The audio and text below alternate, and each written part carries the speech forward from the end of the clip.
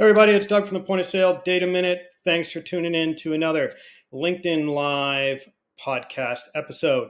Today, I have a special guest. I have Matt Krueger coming to join me from East Point Sports. Matt and I are going to discuss how you can drive positive contribution margin with your digital sales growth. Welcome to the show, Matt. Doug, it's great to be here. Thanks for letting me join your Friday. No problem. It's great to have you here. Glad we were able to make this happen, as others are as well.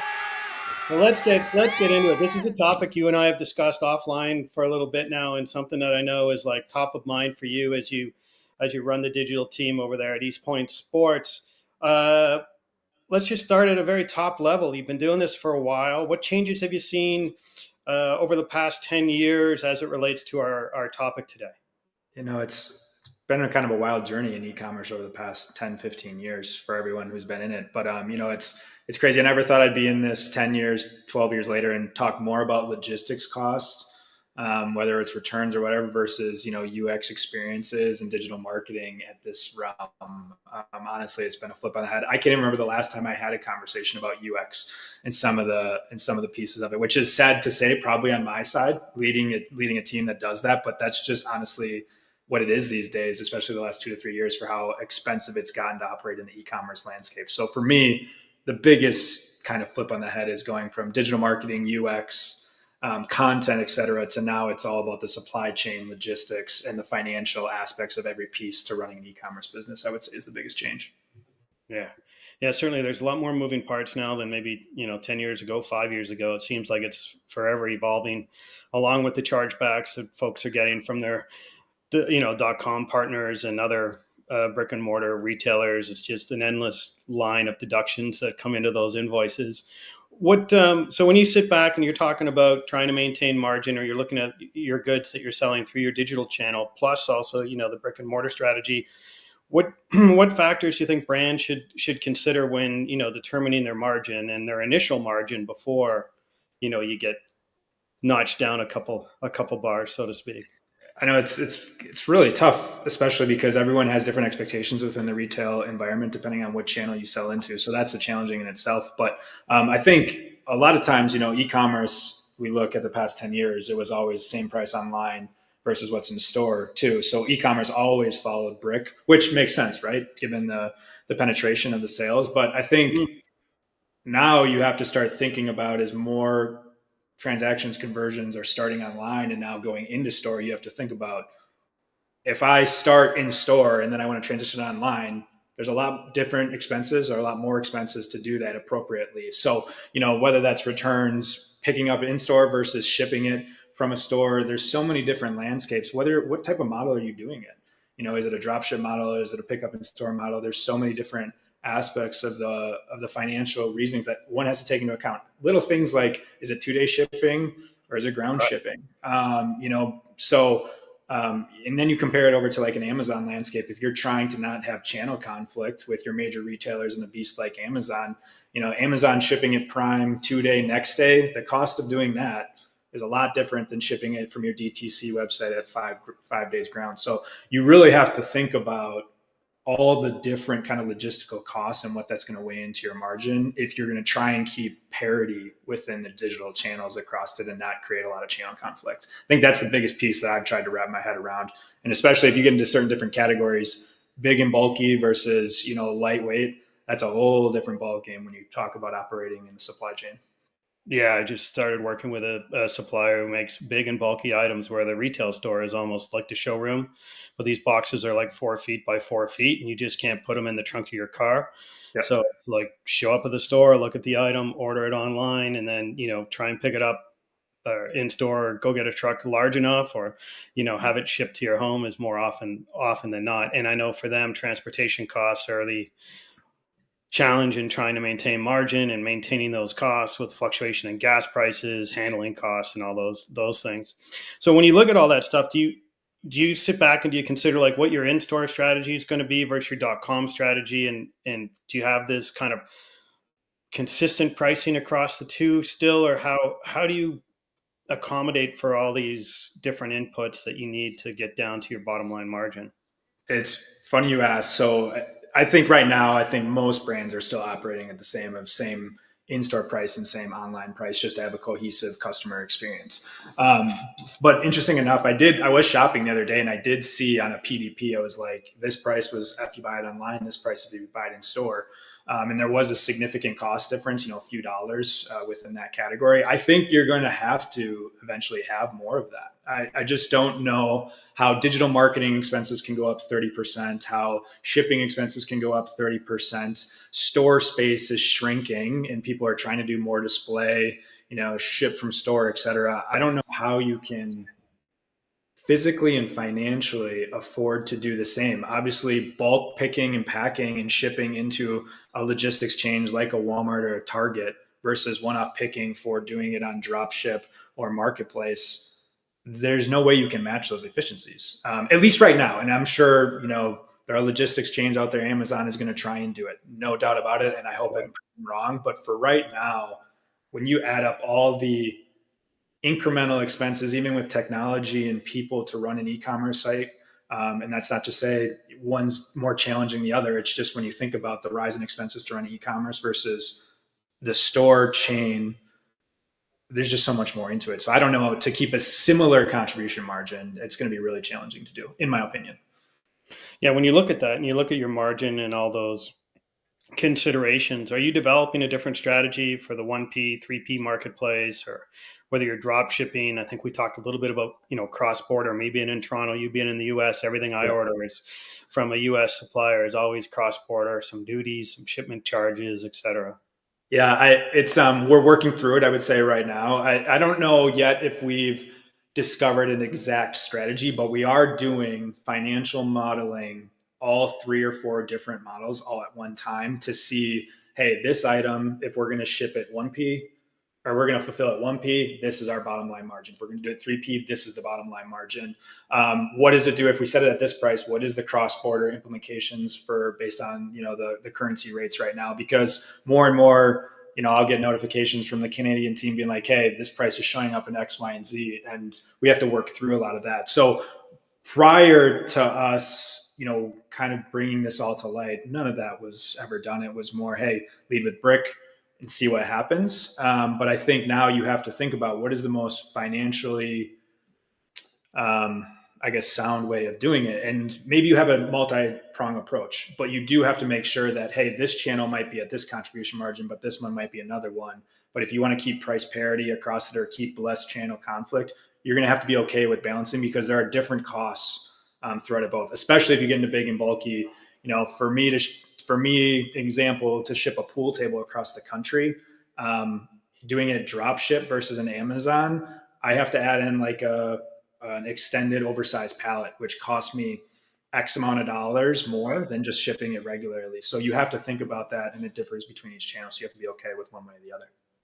Yeah, you bring up a good point there on those large items too, because we've all seen the LTL rates fluctuate dramatically, and the fuel surcharges that you didn't account for maybe when you did your initial pricing. All of a sudden, it looks good until you see the fuel surcharge, because no one likes to take their price down. They just like to have an additional charge at the end. But the net total of what you have to pay is often larger. And also, again, being in the Canadian market, our dollars dropped 8 to 10% probably in the last 6-8 months against the US. Right. Makes it, buying US goods not as enticing as it did before. But when it hangs at that 80-cent mark, there are significant bargains that can be had by buying in the US and bringing that into Canada. And you have to think about that. I know I work with a customer who had an issue before where folks were just ordering off Amazon.com and shipping to their home here and not buying from Amazon.ca. Yep. So just because you could save 20, 30, 40, 50 bucks, depending on what the currency valuation was that week. Yep. And it depends. And then you bring in the whole thing about a third party sellers and what that can do to your overall margin erosion. And I'm not saying in that case, that's what was happening, but if you get the right deals during significant Prime Day events, whatever, where prices drop 30, 40, 50%, and then you have the currency exchange, you set up yourself for a lot of interruption within your normal retail chain or retail sales. So you just got to be careful about that. Right. It seems, do you think like the, management team, it's in finance team, there's too much focus on the top line margin, and is there enough time spent when you get down to the bottom margin? So I was at a Houseware Association, U.S. International Houseware Association conference Sure. 2 weeks back, and there's a fellow on stage, and he goes, "I finally had time to look at my Amazon business," and he realized I am not making. I'm doing tons of business on Amazon, but I'm not making any money on every single order that I processed. Kind of to our discussion point today, that the initial markup's not high enough. Yeah. By the Uh, time I netted it all out, yeah, I think the last 18 months, as you can see, I mean, Amazon is definitely one that's profit focused right now. But I think a lot of people from let's say 2014 to 2022, it was top line growth, you know. But a lot of people weren't focusing on e-commerce. You know, it was just like, hey, there's a few people in the corner, keep doing it, add products, and let's grow, grow, grow, grow. And it was such a small piece of the pie that the implications to the bottom line wasn't really going to hurt it one way or the other, honestly. But then when you have an explosion of 50 to 100 to 200% within 3 years, and you have significant cost increases, talent increases, digital marketing increases, et cetera, it starts piquing interest. So I don't know if I want to say that right now too many people are looking at the bottom line too much. I think it depends on what phase of e-commerce you're in. But I will say we have to remember that there's shifts and waves. You know, you grew, now you're profit focused. Eventually, it's going to have to go back into growth, and you're going to have to give a little bit on the bottom line. mm-hmm. So I think it really depends on where you're at in your e-commerce journey. But I will say right now, it seems a little bit. I'm a little bit somewhat surprised that this wasn't looked at probably for the last 5 years, given how fast things were growing. That's a little bit surprising to me. Right. Well, I think lots has changed too over the last 5 years, just in like digital marketing spend, right? And It's Yeah. Sorry. Go ahead. Keep going. no, I mean, and that's one factor that many may not consider when they're I mean, setting their pricing strategy. yeah. When you talk about an IMU, you know, in the e-commerce landscape, especially, but now even with the brick strategy and people wanting you to move to marketplace and spend on retail media networks, you know, I can have an IMU target, but a digital marketing cost is different in each category. You know, I can say we play in about 8 to 12 different, let's say, segments here at East Point. There's certain categories that are 3 times more expensive to market in compared to others. Does that mean I should have the same IMU across the entire landscape? I don't think it's possible. I mean, eventually you might be able to get efficient enough where you can get a similar IMU, but especially if you're launching new products and new categories, you're going to have to overspend on those CPCs, because so your contribution margins are going to get hit for at least the first year launching on Amazon or wherever you're going to do it, but you're just going to have to pay more. So you have to understand the different costs of entry, because not every category can be treated equal. And I don't think people think about that. In fact, I've turned away from entering into certain categories because the cost of entry was just too much at this point in Wow. time. Yeah. Yeah. That's interesting. Like once you do the math, right? Like unless there's some other reason that drives it. If you were, making widgets and you could, that extra 10,000 widgets you're going to sell or 100,000 through that retailer, you can do it at a very low incremental cost. There's no reason for picking up that business. How has the retailer changed? So, I mean, I would think we were talking again about this the other day, that a lot of it's this prove it now strategy. So you have a new product, a new category. Retailer goes, "Hey, Matt, this is cool, but I don't know what's going to sell in store. I don't give up any shelf space yet.